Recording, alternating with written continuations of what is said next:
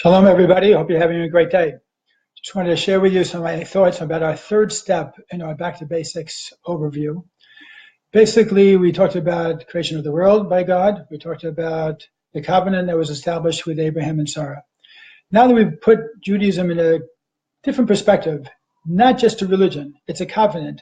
Now we can understand what exactly was the giving of the Torah on Mount Sinai from a whole different viewpoint. Because if you just think about it as a religion, then God just was presenting rules and telling us do's and don'ts, 10 commandments, saying, guys, if you want to behave and get your reward, do this. And if you want to avoid punishment, don't do that. It's much more than that. It's that God presented himself. He wanted a relationship with each and every Jew. The first of the 10 commandments is Anochi Hashem Elokecha.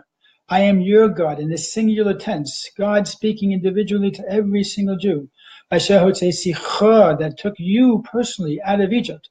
It's a well-known question. Why isn't it a God, if he was presenting his credentials, why didn't he say, I am the Lord your God who created heaven and earth?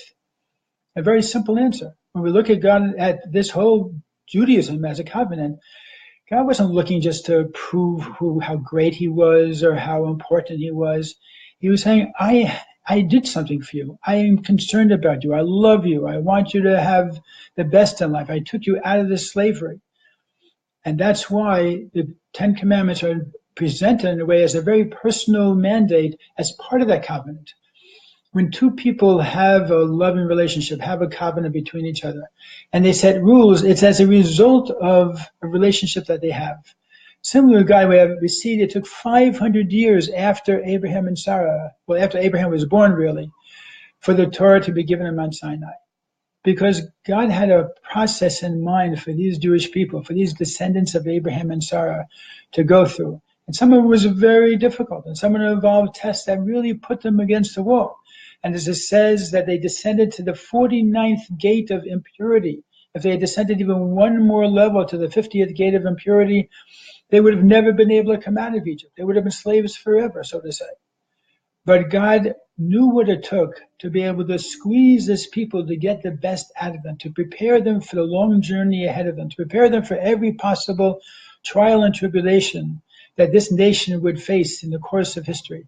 Because their mission, what they had to accomplish was so important to the whole of creation. It was something that took a people that really knew what it meant to be able to survive the hard times. And the Jewish people, perhaps more than any other people in history, know what it means to survive the hard times. Today we're living in a golden age. We're living in an amazing era in Jewish history. But our people have suffered and gone through tremendous trials and tribulations. But we were all prepared for this before the giving of the Torah. And then at the giving of the Torah, we stood on Mount Sinai, and God didn't even have to make a presentation. You know what? Abraham, Yitzchak, Yaakov, the Mohos, the matriarchs, all the people who followed them, they had the whole Torah. They knew what the 613 mitzvahs were. If it was just a matter of transmitting a religion of rights and wrongs, they could have just transmitted to the Jews after they got out of Egypt and they had a little more time to study and learn. They could have done that. But no, God wanted it should be a personal presentation. He wanted that personal connection to each and every single Jew that came out of Egypt, to be able to make that covenant real for them and their descendants. And as a result, we saw what happened there and how every single Jew experienced something that no other people in history experienced. 3 million people stood on Mount Sinai, and 3 million people heard directly the voice of God. Every other religion is based on one person's quote-unquote revelation from God, one person's testimonial as to what they feel is the truth or what they heard from God. The Jewish people don't just rely on Moshe Rabbeinu as far as the verity of the Torah, the verity of God's oneness, the verity of God's existence. We rely on the fact that generations ago, God made a presentation to 3 million people who stood on Mount Sinai.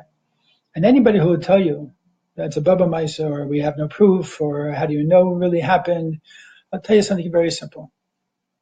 Very simple. In order to say that never happened, you would basically have to conclude that at some point in Jewish history, A whole generation of parents conspired against their children to tell them the same lie all at once. And everybody would have had to have been in on this secret and in on this lie, because this fact, this truth, this event has been handed down from child to from parent to child, and then on generation after generation, and no such thing ever happened that a whole generation decided to conspire against their children to tell them a Baba Misa. It's just not happening. So you might argue about the details, and there might be things in the Midrash which sound a little wild, or there might be some hard things to understand.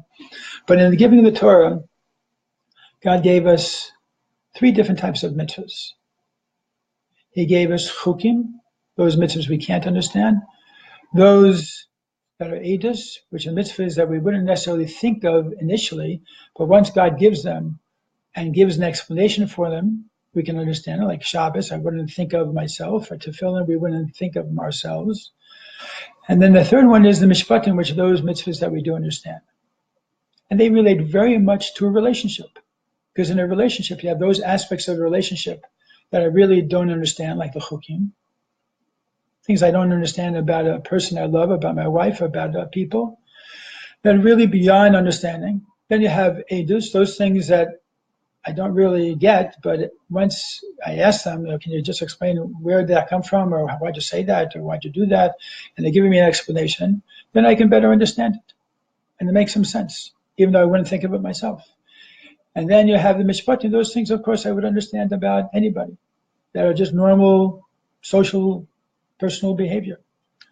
So the same thing applies in relationship with God. God wanted to have that relationship just the way we have a relationship with our loved ones. We have a covenant with our loved ones. It's filled, it's well-rounded. It has a lot of different dimensions to it. And interestingly enough, though, in our relationship with our loved ones, if your wife or husband asks you to do something and you don't understand what it's all about, you tell them, listen, I'm not going to do that until you explain to me in a way that I can understand it. So basically, what is that relationship based on? It's based on my limited intellect to be able to understand what your needs are. So it's not based on love. It's not necessarily based on a covenant, a relationship. It's based on me being able to wrap my brain, my 3-pound brain around it. In the relationship with God, God gave us some mitzvahs that we do understand, mitzvahs that we don't understand. But the interesting thing is, when we do the mitzvahs, even that we do understand, but do it not necessarily because I understand that, because I have such a great mind and I can understand why I shouldn't kill somebody. No, don't do it for that reason. Do it because I have a covenant. I have a relationship. And if God said that that's something that's important in this relationship, I'm going to do it. If I understand it, if I don't understand it, because when you have a relationship, the details are not necessarily all that important. What's important is cultivating that relationship. And that's what God wanted to do on Mount Sinai, is begin to cultivate on a massive scale that relationship, not just with the Jewish people, because the Jewish people were there only as shluchim, as emissaries to bring this message to the whole of civilization, the whole of the world, that the Jews would have their 613 mitzvahs, and the non-Jews, which we'll talk about another time, will have their 269 mitzvahs. So there was a lot of things to learn in this third stage of Back to Basics. We're not going to go into all the details now. At a later date, I want to go into each of the 10 commandments and show how beautiful and meaningful and amazing they are, as we will hopefully go into the 13 principles of faith by the Rambam from Maimonides, which also go into many of the basics of Jewish belief. But the giving of the Torah at Mount Sinai, which we call a marriage, the marriage of the Jewish people with God, with all the different dimensions that a marriage brings with it. Also, we find at that event at Mount Sinai, we are married to God. And that type of marriage is something that we want to take time and effort to invest in, to think about, to see how we can better. And if we feel a little distant from our spouse, what do? We just chuck it and give up? No, we say, you know what? I'm married. Let's see if we can redefine this. Let's see if we can discover some new things. Let's see if we can find some new aspects of each other that we can really grow to love and find meaningful. So whatever level we're at and whatever observance, whatever attachment we have to Judaism, there's always a time to say, you know what, maybe there's more to this than I thought. Maybe there's more to my spouse than I knew about up till now. Maybe it's time to really check it out a little bit more, see what's there for the future. All the best. Have a great day.